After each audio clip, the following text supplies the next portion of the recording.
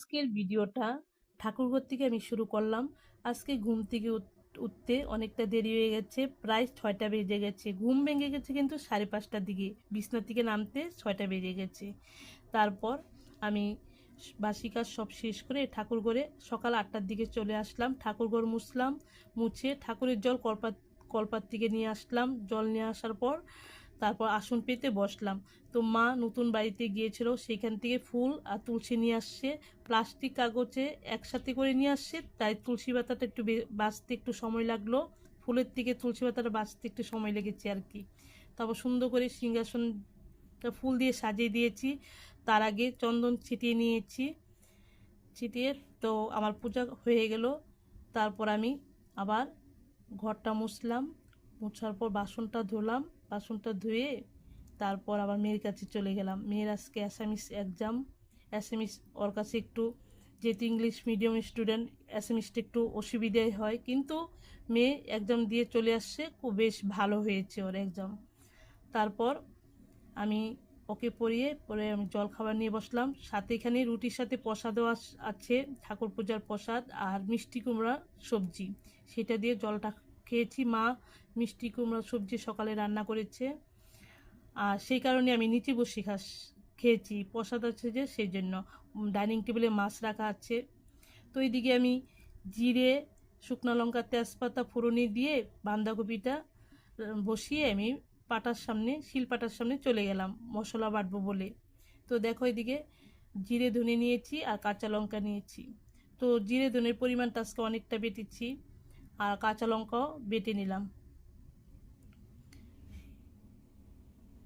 তো মশলাটা বাটার পর আমি সবজিটা হয়েই গেছে প্রায়, পরে আসার পর শিলপাটার সামনের থেকে আসার পর কাঁচা লঙ্কা দিয়ে একটু মশলা দিয়ে তো নামিয়ে নিয়েছি। তারপর আজকে আমি যেহেতু আগামীকাল একাদশী, আজকে নিরামিষ খাই, তার জন্য আমার জন্য নিরামিষ আইটেম রান্না করেছি।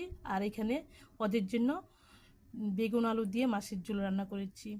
তো তোমরা তো জানো মশলা কি কি দেই, কাশ্মীর গুঁড়া, চিনি, নুন সবটাই দিই। দেখলেই তো মশলা বাটলাম। তো নামানোর আগে, কিছুক্ষণ আগে তারপর বেগুনগুলো দিই, তবে না বেগুনগুলো না ভেঙে যায় না, কি সুন্দর খেতে ভালো লাগে আর কি। তো রান্নাটা হয়ে গেল, জানি না কেমন হয়েছে, কারণ নুনটা অন্য দিন চেটে দেখি, আজকে দেখতে পারিনি, যেহেতু আজকের দিন আমি নিরামিষ খাই, একাদশীর আগের দিন, সেই কারণে দেখতে পারিনি। বাড়ির লোক খেয়ে তারপরে বলবে কেমন লেগেছে। তো দেখো এদিকে কাজের মেয়ে চলে আসছে, ওকে রান্নার সব বাসন বের করে দিলাম। ওকে দূর থেকে আমি ভিডিও করছি আর ওর সাথে কথা বলছি। এদিকে আমি গরম জল করে রেখেছি, আর একটু সার্ফ দিয়ে তারপর ঘরটা মুছবো। গরম জলে একটু সার্ফ দিয়ে মুছলে না ঘরটা পরিষ্কার হয়, যেহেতু মাছ রান্না করি। তো যাই হোক, ঘরটা একটু কাজটা হয়, এই কারণেই গ্যাসের জায়গা মুছে নিরামিষ রান্নাগুলি গ্যাসের সামনে রেখেছি, আর মাছটা ডাইনিং টেবিলে রেখেছি। আমি ঘরটা সুন্দর করে মুছে ফ্যান চলিয়ে দিয়ে তারপর আমার ঘরে চলে আসলাম, আচার নিয়ে বসে পড়লাম। আর আমি আচার খাচ্ছি, তোমাদের তো বোধহয় জিভে জল জল চলে আসছে, তাই না? প্রতিদিনেই গরমের দিন পড়ার পর থেকেই আমি প্রতিদিন একটু একটু আচার খাই।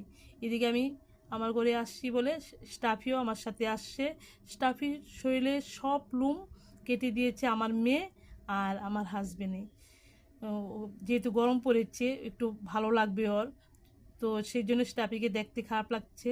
যাই হোক, মাছ রান্না করেছি, তাই ড্রেসটা চেঞ্জ করে ফেললাম, নাইটি পরে নিলাম।